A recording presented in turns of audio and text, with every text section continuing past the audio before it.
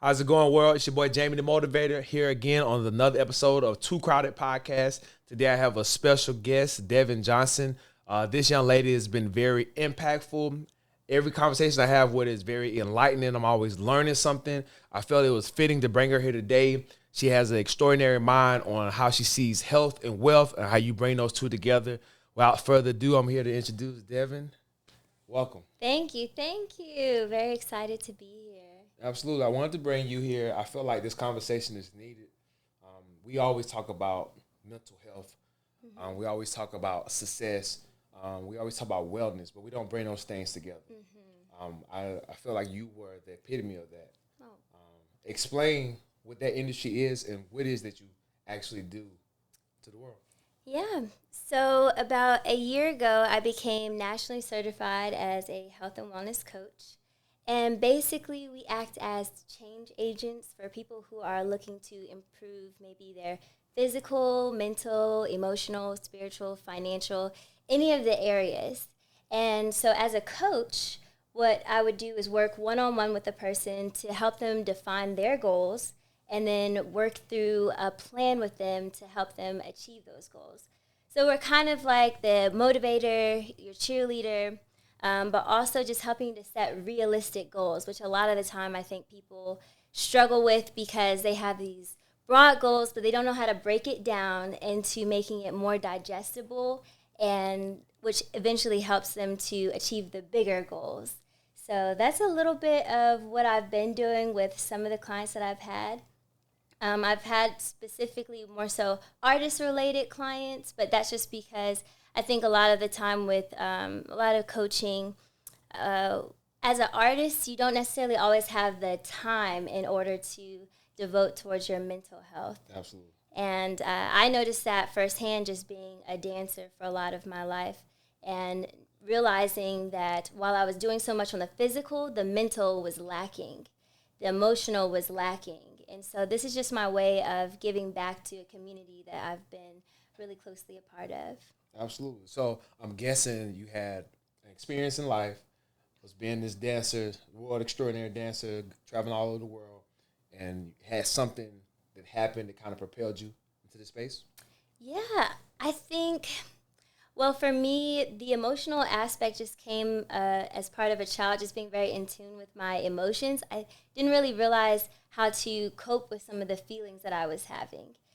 So dance was a way for me to express that. So in a way, it was more so the catalyst to help me realize how much the brain and the body were connected together. And it helped me to just figure out a way to relieve some of the stress that I was feeling even as a young person. So I can't even tell you now, when you're a teenager, you're just going through life in a certain type of way, and things are happening, your hormones are racing, and for me, being on the track, being in the dance studio, that was my moment to give back to myself. And it wasn't until I got a little bit older that I realized how important it was that I was involved in those things to helping me just grow emotionally, mentally, and spiritually. Absolutely. That's amazing. So when I'm thinking about wealth, we always say your first wealth is health. Mm-hmm. This makes me think about my first wealth is health, but also mental health. Kind of break down how you see that. Yeah, I would say so. You say your first health is wealth. Yes. Yeah. Your first wealth is health. Your first wealth is health. And then along with health is mental health. Yeah, mental health. Mental wealth. For sure. Yeah, I mean, it's kind of been the basis. So my brand is defining my joy. And joy has kind of been the essence of just how I lived a life of health. It started there for me because I think what I was lacking as a child is figuring out how happiness and joy were not quite the same. I'd have these fleeting moments of happiness, but joy for me was something that happened internally that I could always go back to and figure out how then to use activities like dance in order to help me live a healthier life. So for me, I think I use joy as a way of just kind of centering myself in a more spiritual way, just giving back to that self-love, that self-care, and understanding that we have the tools within us. Only we know the answers to what makes us feel our best selves. And that's something that I really, even with my clients, want to help them understand, is that I can't tell you how to live a healthy life, but you can tell me what makes you feel good. And then I can work with you to figure out a plan on how to create a healthy life based upon the things that bring joy to you. So essentially what you're saying is, while on the pursuit of happiness or on the pursuit of growth and trying to evolve as a person, we should be trying to seek out the joy out of things, Right. along with what our business or job is. And that's what produces the total package. Yeah, merging them together. I mean, we've talked about your journey of how you got there. It's really the passions that start from within you, even from a young child. And when you really take time to sit down and figure out what those things are, you can then create a life around that you can then give back to others. And it's true, it's authentic. And I think that's what makes it true for yourself, is something that's innate inside of you. Wow, you just spoke my life. Like, it's how you was talking about me, because, I remember being a 11-year-old kid who was a high-class athlete. I did swimming, I ran track, I did football, but I was always a little chubby, always a little overweight. So, while going to the national swim meets, I had to get a physical. I go in for a physical, I'm physically in shape. I can do all the physical things, and the doctor's like, he's strong. She tells my mom, he's fat. I never heard that day. It's the first time hearing it. And she was like, yeah, fat kids grow up to become fat adults. So that was my first trauma that I experienced. And I went home crying. Like, I called my grandma, like, she said, I'm obese, I'm about to die. My grandma laughed at me, and she was like, no, babe, you just need to lose a little weight. You're just a little chubby. And that right there, I saw, okay, man, that feeling, because before that day, I'm just a kid, just playing sports. But it was that standard that, what she said, you're fat and obese. Fat kids grow to become fat adults. And that propelled me over to say, hey, let me transform my life. So 30 days later, immediately went home that day, cried to grandma. She sent me a workout tape. With this workout tape, I went home, and it was like, you put it in, it's like step to 5 miles. And I remember just like yesterday, you put it into the VHS. This was before y'all was, you probably weren't even around. Remember that. Put it in the VHS, and you step. And I remember stepping, doing my thing, and I was obsessed with it twice a day. 30 days later, I got a tight chest, I got abs, and I was like, okay, I like that feeling. And when I looked in the mirror, I was proud of myself. And from there, I was like, okay, if I don't make it to NFL, it's 11 years old now. If I don't make it to NFL, I'm going to be a trainer. I'm going to have my own gym at 11 years old. And I ultimately became a gym owner. Became a trainer. And now that's what I do to help others. So I totally feel like that's the basis of finding that joy. Yeah, definitely. And similarly, I could say for me, the joy for me in dancing or the arts was because I was a very quiet kid. And I had some insecurities about that because I was just naturally an observer. But I used the arts as a way to expressing those feelings and realized that I was able to connect with so many people just from being able to do that, a community of dancers, but also just seeing people be able to be moved by just me doing something physically. And so I think as a young person, when you feel that feeling of accomplishment, being proud, it just moves you to want to keep doing that and investing in yourself. So again, it's using that joy in order to help create a plan for yourself to grow exponentially. That's big. So I'm at home listening to this.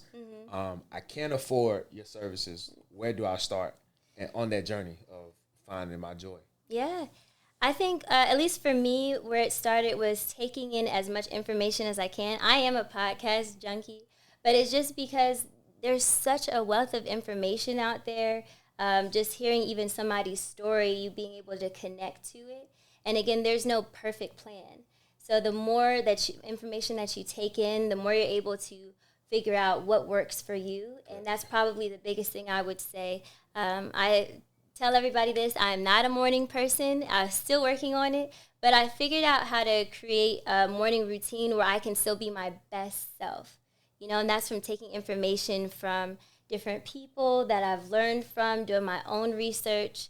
And so it's going to be a trial and an error kind of thing when you're trying to build a healthy self. I think that a lot of times we go wrong because we just use the internet, social media in order to find our answers.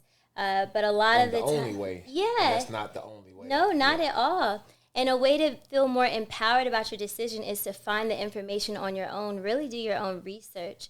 So I would say start there. I mean, we just have so much access. And once you do that, you can kind of get a feel for what works, what may not work, and then from there, just experiment. Wow. So the key that out of everything I heard is the morning routine. I feel like that sets the pace for everything. Oh, yeah. You know, my morning routine, like, so over my 13 years as an entrepreneur, the first 10 years was waking up like 4 a.m. And I had to be at the gym sometimes at 5 or 6 a.m. So in my head, I felt like I had to wake up an hour before I need to be somewhere to do a 20-minute workout, to do some type of morning meditation, whether it's reading the Bible, reading a book, 10 pages out of a book, or a daily devotional. But I would notice that me building that habit every single day, by the time I got in the car, I had a sense of accomplishment every day, and I felt that much more better. So when I got to the gym, I was now able to be Jamie the Motivator. Yeah. According to others. They're like, you're a morning person. What time you woke up? Yeah. You're too happy right now. And it's like, I start seeing, so when I'm telling people, like, that's where you start. And, you know, it's like, whatever your morning routine is, if you wake up at 11, what's your routine at that day? You know, if you have a job that requires you to work all throughout the day and you're off at night, you know, what's that routine? What's your routine? Yeah, so for me, I do yoga, try and do yoga first thing in the morning because, of course, you have to get your body temperature elevated so you can be fully awake. So I do a little bit of yoga, 15 to 20 minutes. And then the next thing, I try and get outside, they say within the first hour of waking up. And this is just for me to keep on a good sleep schedule.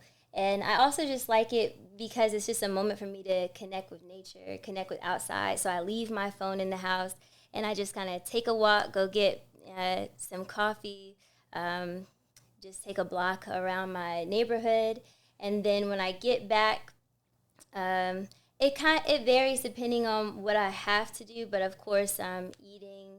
And I try and also make sure, I was saying this before, it has to be special and unique to you, your routine. Do things that make you feel good. And that's, again, why I stress being able to take in information from different people on what their morning routine is so you can get an idea, but never taking that as this is what I have to do in order to have the best morning, Correct. you know, for me to feel good. So sometimes that looks like I was doing morning journaling for a while.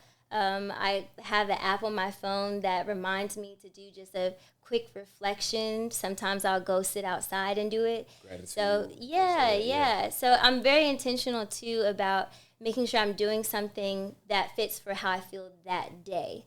So that's why I say it varies depending on if I wake up and I'm feeling really charged, then maybe I'll do a little more physical activity. But if I need some more self-care, then maybe that looks like you said, reading something, watching just kind of a motivational video, something that's going to allow me to kind of build that within myself, build that confidence for the day, if I don't feel like I'm starting with it already. Yeah, and that's like realistic because I Yeah. think we all get on YouTube or hear people talk about motivation. And a lot of times, and I even had a mentor that he used to say stuff, but it wasn't realistic. You know, and it's like, I see him at 8 o'clock. He's like, yeah, I woke up at 3 a.m. and I had bulletproof coffee and I've already did, this and I've read a book and I wrote a book. Yeah. I'm like, is that realistic? And then realistically, how you going to be able to continue to sustain that? Yeah, So when yeah. I'm telling people, or basically what I'm hearing from you, it should also be realistic. Or something that you can consistently do. Yeah, again, that feels good for you. And that's why I always tell people that I'm not a morning person, because there are people out there like me who feel like, oh, I'll never be as successful because I struggle waking up. And it's like, that's fine. You can struggle, but here are some tips on things you could do to help you wake up better. Yeah. So those are things that I focus on when I'm trying to take in information, is how to kind of perfect what works for me. That's good. So I asked you a question of somebody not being able to afford it. If somebody can afford it and money isn't an issue and they were looking to get a therapist or looking to hire a coach like yourself, what are some of the things they should really do to kind of make sure that they invest into the right person? You know, I know everybody's one certification away, and then you can call yourself a doctor. Yeah. In 2 hours. Yeah. You know, so how do you find, and what are some things that they need to be watch out for, but make sure the person's qualified in that space?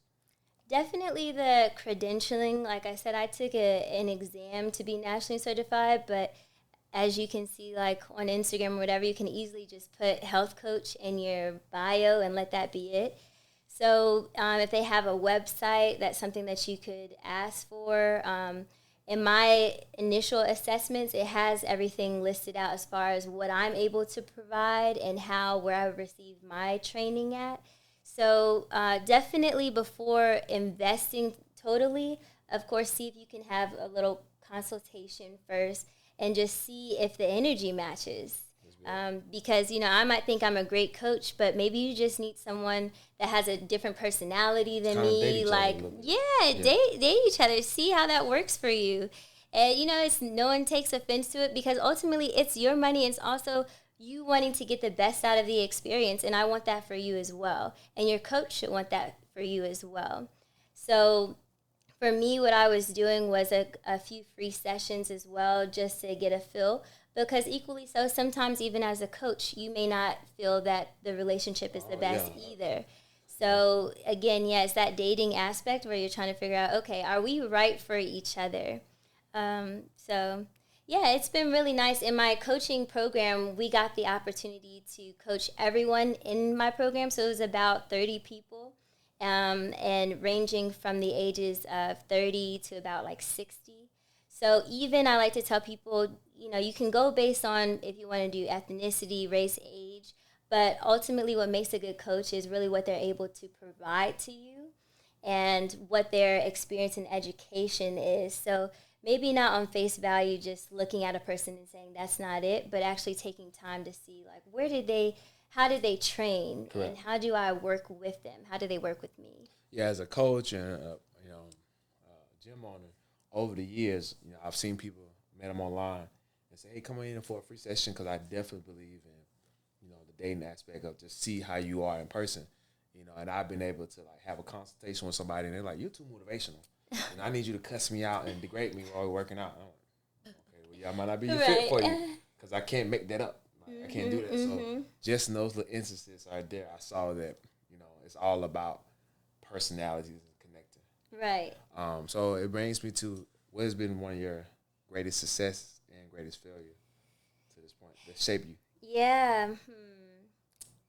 There are, honestly, my greatest success has probably started in dance.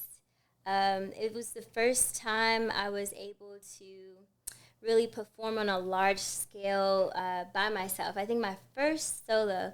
And that was just because, again, like I was a person that didn't carry a strong presence because I was the youngest in my family. And so I was taught that if you just stay quiet, you don't make yourself seen, then you can kind of blend in.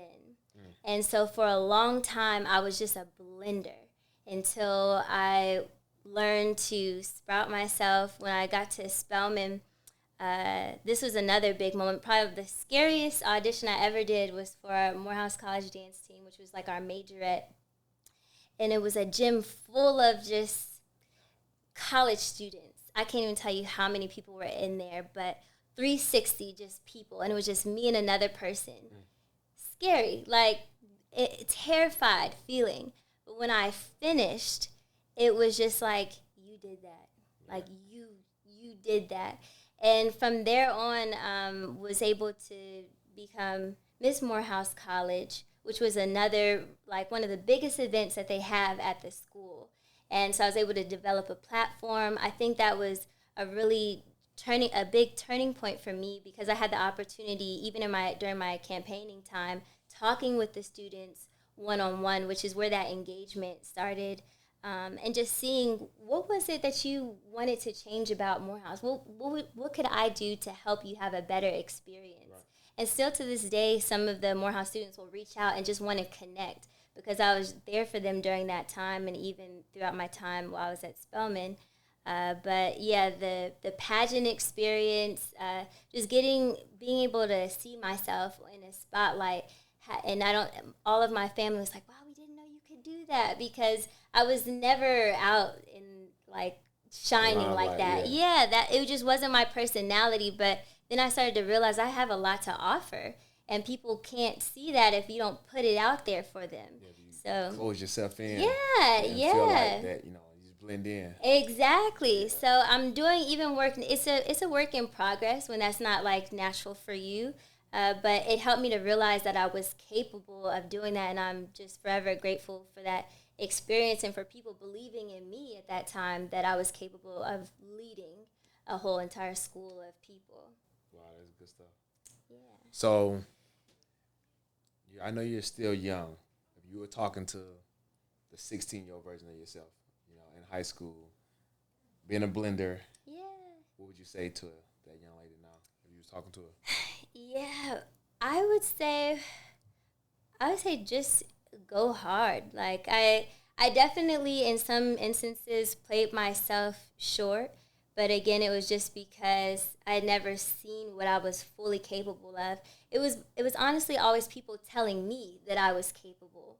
But if I could go back, I would have just told myself it doesn't matter who's saying what, just do it regardless, because the work will speak for itself, and if you believe in the dream, you can create it.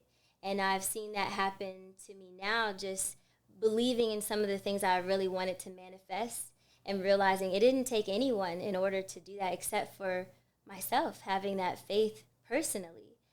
So yeah, definitely as a young person, I would tell myself that. I think also we get caught up in the social environments when we're in high school that end up not really mattering. And I think, a lot of the emotional trauma I experienced at the time came from like the relationships. And I'm just like, we could have saved a lot of stress, but those moments make you stronger. So I can't say that I regret any of it. But that's why I really want to give back to students, high school students, middle school students. Right now, I'm a health and wellness coach for a nonprofit organization called Justice for Black Girls. So basically, they're young women from the ages around like 13 through 18 or so. And I basically just talk to them about health and wellness, how to build their confidence, their self-esteem, just tidbits of information to help them grow and be knowledgeable and feel that they are capable of achieving their dreams and living a healthy life. So hopefully trying to instill that in a person who would have been like me, a 16-year-old person, and knowing that it's possible to live the life that you want. Yeah, you don't have to like dim your light to make yourself blend in, and don't have to, dim yourself to make other people feel more comfortable. Yes. That was actually something I would recite to myself every time before I performed. Our deepest fear is not that we are inadequate. Our deepest fear is that we are powerful beyond measure. Yeah. And that right there, like you said, just reaffirm you. Yeah, you need to hear it. You need to hear it. Yeah, so that brings me to, my last question as we bring it to a close. So I think about a quote or a mantra that I say, and based on this conversation, it just gives me, yesterday doesn't matter, tomorrow isn't promised. Today is all we have. Live every day to the fullest. So that's what I would say to this. What's one of your quotes and mantras? Yes. And what does it mean? The mantra that I use is centered around the idea of joy. So the first is, joy is the oxygen ever present. And that's just a reminder that you always have access to joy at any moment. It is the air that we breathe. And the second is, joy is the truth of your existence. So it's the reason why you're here. Realizing that helps you to settle more into your purpose and feel that you are capable of doing it no matter what. And then lastly, joy is the fiber of your soul. And that just hits me deep. Like, joy is a fiber of your soul. And it connects with me because that's something I really try and radiate, is this feeling of joy. I don't know if it's innate, but it's something that once I started understanding the idea of joy just being something that is everlasting, something that we always have access to, is the fiber of your soul. So it is the makeup of who you are. Who you are, yeah. So those are my three around just the idea of joy itself that help me just to stay centered and grounded. That's big. Wow. How can we find you? What do you have message as far as like what things you're working on, or if you have a conference coming up. So right now I am starting my coaching back up. So I took a small break, but it was just to do some rebranding. I wanted to wait until I was nationally certified. So I was certified through a program, but then went back to get that extra credentialing. So I know that I was offering the best service to people. So you can find me. I have an Instagram, dmj.healthandwellness. So you can find me on there, or my personal Instagram, which has most of my dance life on there. But I think it's devonmorgan.j, something like that.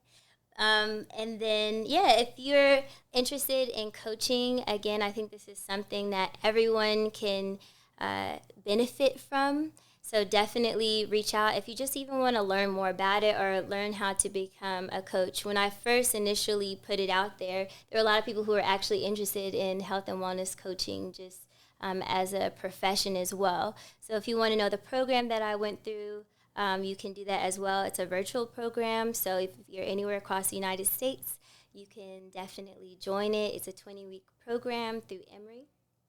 So try that. But again, health and wellness is just a part of our everyday, every life. And I think there are some really valuable tools that a coach can offer. So definitely reach out and we can talk more about that.